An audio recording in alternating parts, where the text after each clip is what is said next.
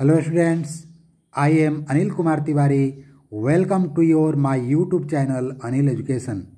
My dear students, आज हम लोग कक्षा 9 के भौतिकी में प्रकाश वर्ष के बारे में पढ़ेंगे कि प्रकाश वर्ष किसे कहते हैं और प्रकाश वर्ष का कितना मान होता है, प्रकाश वर्ष का उपयोग कब और कहाँ किया जाता है।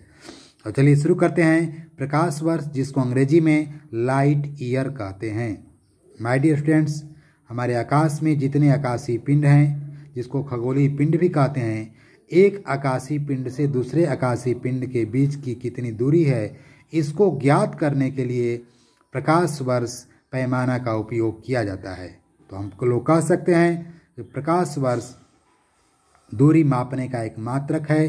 चूँकि दूरी का ऐसा ही मात्रक मीटर होता है, तो प्रकाश वर्ष को भी मीटर में ही मापा जाता है और इसके अलावा किलोमीटर में भी इसका पैमाना दिया गया है। लेकिन जब भी ऐसा ही बार बार मैं कहता हूँ कि जब ऐसा ही मात्रक की बात होगी तो लंबाई हो या दूरी हो उसको मीटर में ही मापेंगे। भले ही उसको मीटर के अलावा अन्य किसी मात्रक में दिया हो, लेकिन ऐसा ही मात्रक को कभी किलोमीटर नहीं कह सकते हैं, मीटर ही बताएंगे। और मीटर और किलोमीटर में दोनों मान यहाँ पर दिया गया है। तो इसका परिभाषा हम क्या बताएंगे कि एक वर्ष में प्रकाश द्वारा तय की गई दूरी को प्रकाश वर्ष कहते हैं। माय डियर स्टूडेंट्स, इसका अर्थ ये हुआ कि जब कोई प्रकाश एक वर्ष में जितनी दूरी तय करता है, मतलब जितनी दूरी चलता है, उसे हम एक प्रकाश वर्ष कहते हैं। एक प्रकाश वर्ष का वैल्यू जो मान है 9.46 गुणा 10 के पावर 15 मीटर होता है। इस मान को यदि हम किलोमीटर में कन्वर्ट करें तो यही मान 9.46 गुणा 10 के पावर 12 किलोमीटर होता है। माय डियर स्टूडेंट्स, आपको समझना है कि पृथ्वी से सूर्य और चंद्रमा कितनी दूरी पर हैं, उससे कई गुना जो हम असंख्य आकाश में तारे हैं वो कई गुना अधिक दूरी पर हैं। इसलिए तारे हमें छोटे टिमटिमाते हुए प्रतीत होते हैं। तारों से बड़ी ही सुनने पर आपको आश्चर्य लगेगा कि तारों से निकला हुआ प्रकाश पृथ्वी तक आने में कई वर्ष लग जाते हैं। तो सोचिए, प्रकाश की वेलोसिटी इतना अधिक होने के बाद भी पृथ्वी तक आने पर, पृथ्वी तक पहुंचने में इतना समय जब लग जाता है, कई वर्ष लग जाता है, एक दो दिन की बात कौन का है, कई वर्ष लग जाता है, तो कल्पना किया जा सकता है कि पृथ्वी से तारे कितना दूरी पर हैं, तब जाकर वे हमें छोटे छोटे दिखाई देते हैं। माय डियर स्टूडेंट्स, निर्वात में प्रकाश की चाल का मान 3 गुणे 10 के पावर 8 मीटर प्रति सेकेंड होता है। अगर हम उसको दूसरे शब्दों में कहें तो एक सेकेंड में प्रकाश 30 करोड़ मीटर दूरी तय करता है। सोचिए, 30 करोड़ मीटर बहुत बड़ी दूरी है एकमात्र एक सेकेंड में। और ऐसे तारों से निकले प्रकाश को पृथ्वी तक पहुंचने में 2-2 वर्ष, 3-3 वर्ष, 4-4 वर्ष तक लग जाते हैं। तो हम लोग कल्पना करें कि आज जो तारा से प्रकाश निकला होगा 4 साल बाद पृथ्वी पर पहुंचेगा तो हमसे कितना दूरी पर है। माय डियर स्टूडेंट्स, क्या आप सीखे? 2 आकाशीय पिंडों के बीच की दूरी को ज्ञात करने के लिए जिस मात्रक का उपयोग, जिस पैमाना का उपयोग किया जाता है उसे प्रकाश वर्ष कहते हैं। अर्थात जब कोई प्रकाश एक वर्ष में जितनी दूरी तय करता है उसे प्रकाश वर्ष कहते हैं। और प्रकाश वर्ष का मान आपको मीटर और किलोमीटर में दिया गया है, जिसको दिखाया गया है 9.46 गुणे 10 के पावर 15 मीटर तथा 9.46 गुणे 10 के पावर 12 मीटर, 10 के पावर 12 किलोमीटर।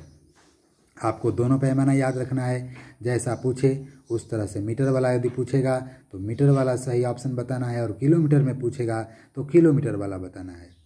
मैं आशा करता हूँ प्रकाश वर्ष आप अच्छी तरह से समझ गए होंगे। आगे हम लोग बहुत ही महत्वपूर्ण टॉपिक है सीखेंगे, तापमान को, टेम्परेचर को एक यूनिट से दूसरे यूनिट में कैसे कन्वर्ट करना सीखेंगे।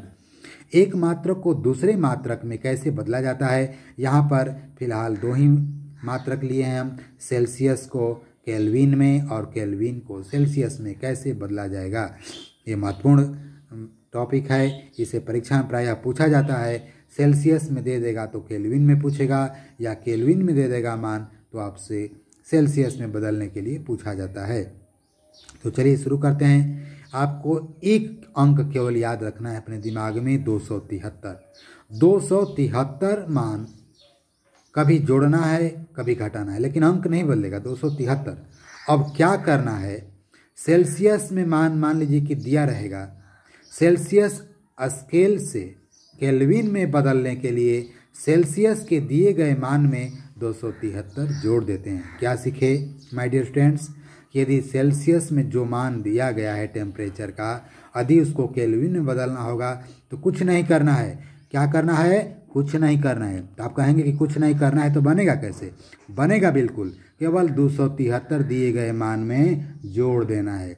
घबराना नहीं है। दिए गए सेल्सियस के मान में 273 जैसे ही आप जोड़ेंगे और उसके आगे केल्विन लगा देंगे तो मान आ जाएगा केल्विन में। माय डियर स्टूडेंट्स, आपको समझना है सेल्सियस हमेशा डिग्री सेल्सियस के पहले डिग्री लगाना जरूरी है, लेकिन केल्विन को कैपिटल के में लिखते हैं और केल्विन के पहले डिग्री नहीं लगाया जाता है, आपको याद रखना है।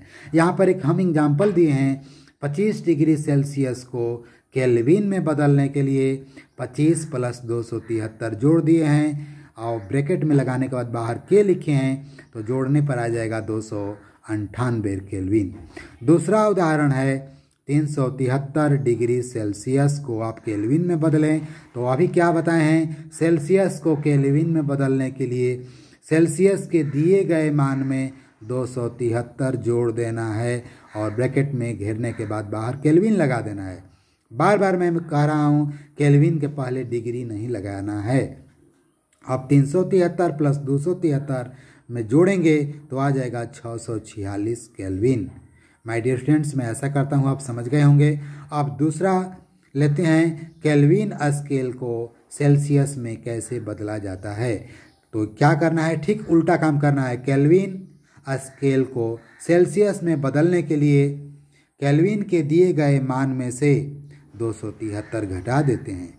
जहाँ सेल्सियस को केल्विन बदलने के लिए 273 जोड़ते थे, वहीं पर अब केल्विन के दिए गए मान में से 273 घटाएंगे, वैसे ही हमें सेल्सियस का मान प्राप्त हो जाएगा।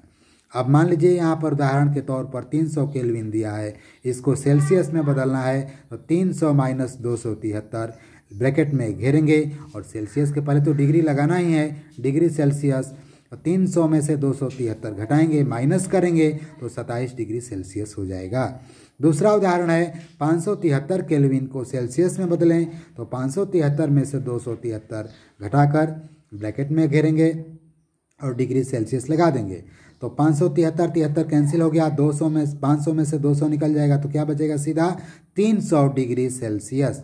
कितना ईजी है, मैं ऐसा करता हूँ, आप समझ गए होंगे बिना परेशानी के। एक नोट में आपको याद रखना है, न्यूमेरिकल बनाते समय इसका उपयोग होता है कि 1 इंच का मान, 1 इंच में सेंटीमीटर छोटा होता है पैमाना और इंच बड़ा होता है, तो 1 इंच में 2.54 सेंटीमीटर होता है। आपको अगर पूछा जाएगा कि 1 फीट 12 इंच बराबर 1 फीट होता है और 1 इंच बराबर 2.54 सेंटीमीटर, लगभग में कह सकते हैं कि 1 इंच बराबर 2.5 सेंटीमीटर, लेकिन एक्यूरेट मान बताना होगा तो आप 1 इंच बराबर 2.54 सेंटीमीटर होता है, मतलब 2.5 सेंटीमीटर से थोड़ा अधिक होता है। माय डियर स्टूडेंट्स, मैं आशा नहीं पूर्ण विश्वास करता हूं कि यह वीडियो मेरा आपको अच्छा लगा होगा।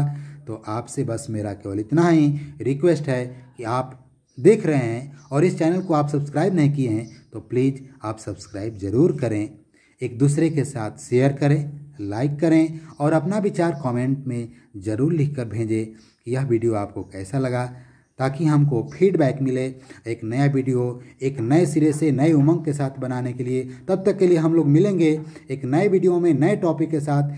Thank you, that's all, okay.